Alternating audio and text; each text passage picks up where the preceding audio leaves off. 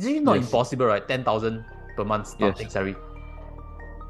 Welcome into today's show. My name is Josh, and we have Gerald on with us today. Hey, everybody. Hey, Gerald, I actually sent you a very viral clip from Torres Pit. Have you seen it or not?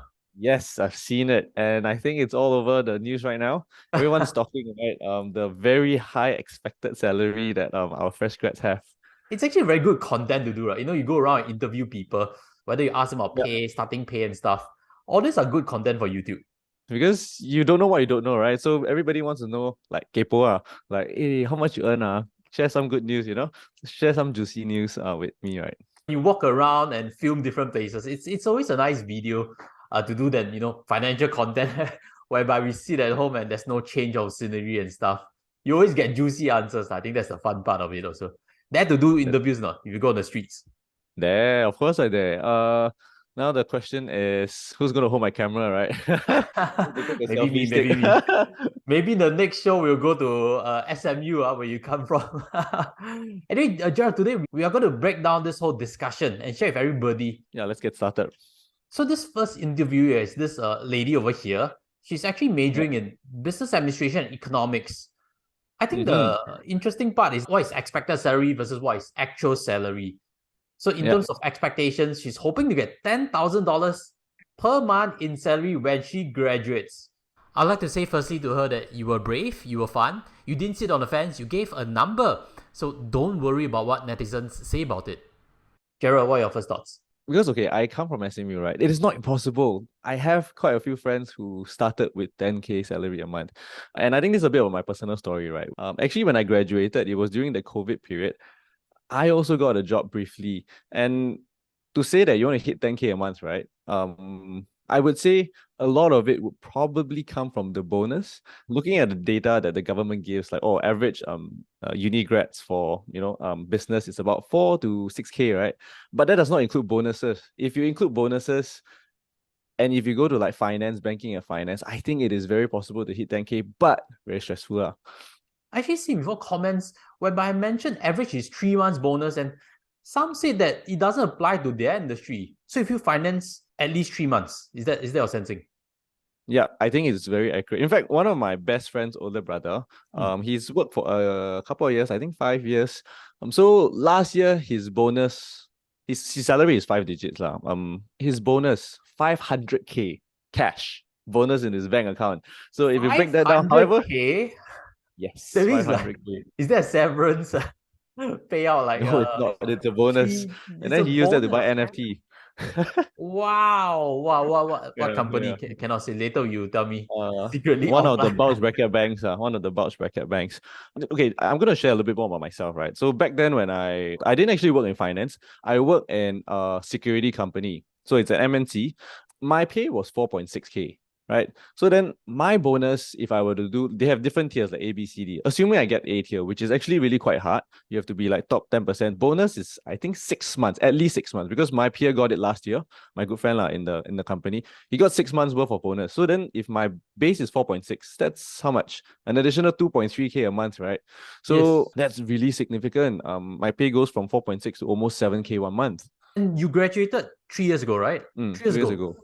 So if Okay, we were to 3 years inflate already. that Yeah, 3 years already. numbers slightly, right? And maybe some Mm, indeed mm, get mm. the A banding, and some employers are even more generous.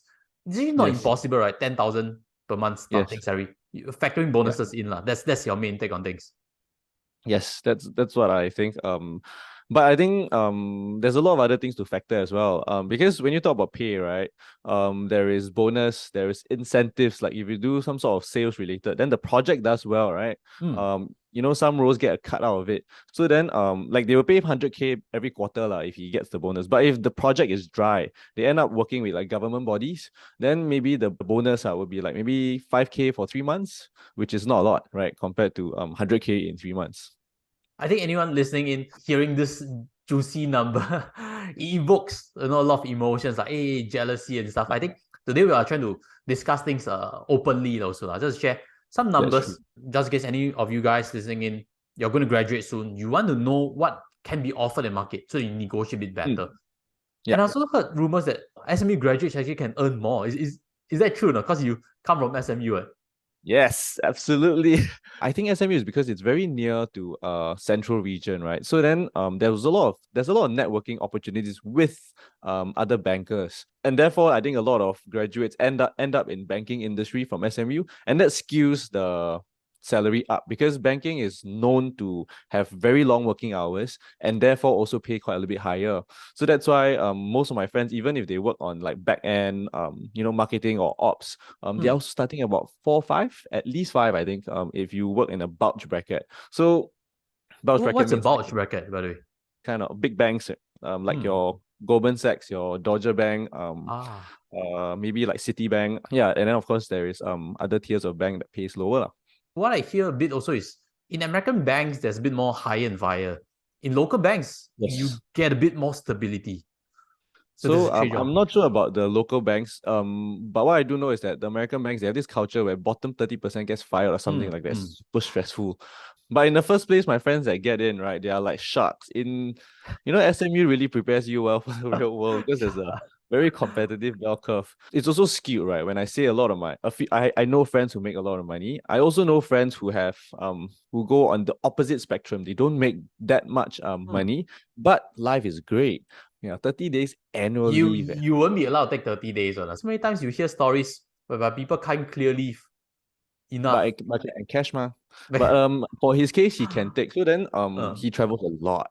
Yeah, so I think that gives my perspective on business degree, right?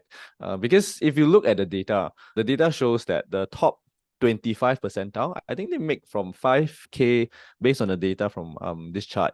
In order to expect that you earn 10K, right, you really are the top 25 percentile, or maybe even the top 10 percentile of business admin grads already. Sad truth is that there's not that many openings that everyone can be able to get that slot. But this is the first job, right? In Singapore, I think there's a trend where every 2 years or so, you kind of job hop to try to get a higher pay. oh So, yes, I think that's something that is happening quite a lot. so then what do you think about reaching 10K? Well, I graduated so much earlier than you.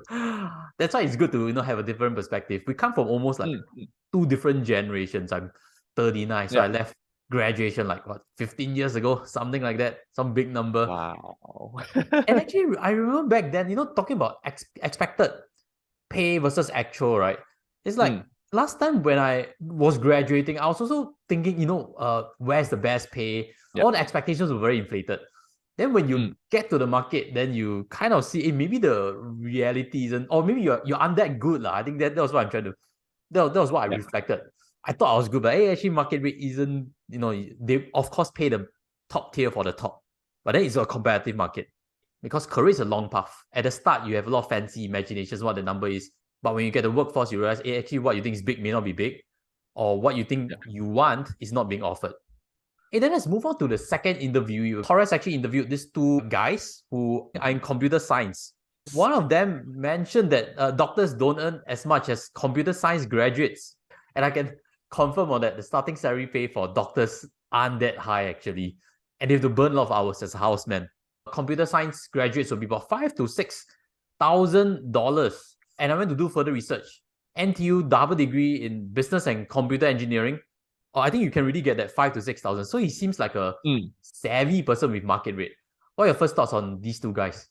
I think they're pretty fair in their assessment that that's what the market they can expect quite comfortably on average.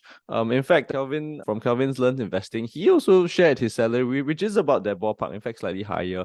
After he worked in software industry for a while, they do share their salaries quite a bit, right? And my friends really do make that amount of money before bonuses. So again, the bonus could really draw it up to the 10K lah. Maybe these two guys are referring to the gross, whereas the first lady is thinking in terms of total, or she views she has a good chance of landing something in the top tier bank. Yeah, like for the lady, she's really expecting like the top percentile, right? So two schools of thought. First is that you aim for the moon. If you miss 8, maybe I miss 10K, at least I get 8K. But for these guys, they're very fair. In the market out there, I know if I study hard, I work hard, I should be able to get a decent job in maybe the FANGs, right? So then FANGs, maybe I can get 5, 6, 7. So if you don't expect so much, you won't be disappointed. But FANGs are laying off staff now. Yes. I mean, the climate seems a bit tougher. I've also Yeah. seen on C Limited, they've actually published that they are freezing bonuses and stuff. This is a hard year for FANGs and technology in particular. Mm. And some interesting data that I've actually pulled up from MOM, which was recently released, is that indeed information and comms seem to be the highest payer. Of course, financial services are up there also, professional services, public administration, and education. So indeed, these guys know their thing. They have done some research and probably seen numbers like these that suggest. But this again is median gross salary, which is not fresh graduate salary. If the median is like that, then probably the fresh grad starting salary is slightly less. And 5,000 to 6,000 probably is being offered by tech sector itself. Then let's move on to the third interviewee, who is actually a Bachelor of Arts and Philosophy and Economics, PPE. Oh, I've actually not known this bachelor before. She's thinking of going to academia, which is teaching or research. And she seems someone who knows what she intends to do already. The two guys just now, they seem to know the numbers, but they didn't mention specifically what role they think they're best at or what they're aiming for. Whereas she seems a lot more focused on what she wants to do that could be different from her peers in the PPE bachelor side. I want to dig up some information. PPE graduates typically find careers in banking and finance, politics, journalism, law also, law. Wow, so if she can get to law, that obviously is a field whereby it's known to be generous in terms of pay. Yes. And she mentioned also that her circle of friends are expecting 9,000 per month in terms of salary, very similar to the first lady. People in academia get paid so much. I really don't know. Unless you're a professor, but it takes a while to get there. But on the other hand, law graduates can earn quite a bit and climb quite quickly. That's what I came to know also. What I know is that my friends in law don't get paid so much, but they climb very fast. Which means the starting is decent, but then you progress very quickly, right? Once you get your masters, once you clear certain stuff. Yeah, I think the start was 4+. Then but every year climb very fast. Oh, I've actually seen Torres has done yet another video before, interviewing top university graduates in UK. And that interview actually had someone who's in the legal sector. And she shared that starting salary she's seeing on the ground is £40,000 per year. So that's about 4-5K in Sing dollars. It's always starting pay is one, but how you grow that starting pay should be the focus. Or which company is willing to grow you and groom you towards management. That's where you really get your big kicker up in terms of pay. Consider the full scope of the job, right? If they pay very well, but they don't train you, there's not much prospect, right? There's a risk factor right there. So how was your previous company in terms of grooming for management positions, and why do you leave also? On hindsight, I leave because I started my own business. Okay, so to be fair, I got a job because it was a tough time, right? And my business was not doing well during the COVID shutdown. The badminton academy, the YouTube badminton channel was affected at least 70%. So times were tough. I needed to feed my guys. So then I actually got a job during which I actually enjoyed part of it, but the work environment was quite brutal. I was working about 16 hours a day, weekends also work. So it's like I will start at 8 a.m., right? Then 8 a.m. at office. I would end maybe 11, 12. Yeah, so it's really, really short. Is it seasonal in terms of workload? No, man. They just dump a lot of saikang to you? It's not just me. It's me and my boss. Both of us, they were like, a set meeting at 10 p.m. 10 p.m. we discuss what to do. Then me and my boss, we would be on Zoom, all the way to midnight. We just chong together. It was very tough. So it's not like it's not like they throw saikang to me and they go to sleep. Everyone was doing the saikang together. So that was nice in a way, but it was very, very strong, and it put a toll on my relationship with my wife. Because every time you're stressed, dinner you rush, and then you're just working all day. And for me, right, the one reason why it's so stressed also because they put me in what's that field of 10 years to MD, that fast track thing. Management associate. Management associate, correct. So that they put me in the management associate role where 10 years to senior management, that's the promise. So we are really, really pushed very, very hard to absorb very quickly and deliver results very quickly. So the grooming part they offered is just the working hours were brutal. That's why you didn't stay there long. Yeah, so then the issue was that do I really want that kind of environment, right? Because I see my bosses who are in this field for 10 years, they're still working like that. I had to discuss with my wife, like, is this what we want? And another thing was that because the hours were so brutal, right, I cannot really manage my business on the side. If I Mm. could at least somewhat get by, I'd be happy to, stay in the job. But if I couldn't manage, it's like sacrificing my business for the job. That's when part of me just died, right? It's like I'm dying because my business, which is my baby, is kind of dying on the side. So then What I if had to you decide. found, a competitor that offered you better hours? Could you have I negotiated that in on hindsight? Yeah, I probably would have stayed actually, to be honest. Mm. So I didn't stay for very long. I think 4 months, 5 months I left. So on hindsight, what would you advise someone who's graduating or someone who's fresh in the workforce, slightly or junior? If I can suggest, right, I would definitely would say like, hey, for my friends who are in poly, who are thinking of, hey, let's go find a job right away. Highly recommend to go to uni because you would see numbers that you never hear before.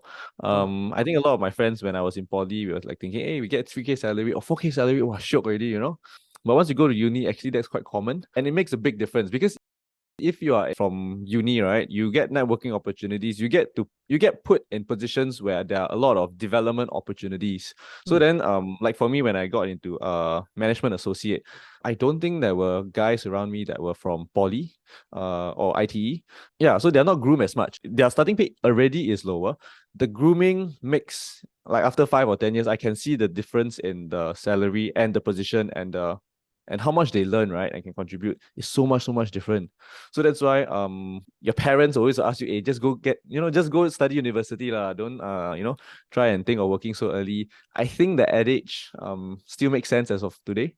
I think Um it's now when the third interviewee, that lady, mentioned that her mm, friends were expecting 9,000 per month in correct. salary. If you Yeah. surround yourself with friends who are high flyers, Mm, naturally, when you progress, don't think about starting salary, think about long-term mm, career.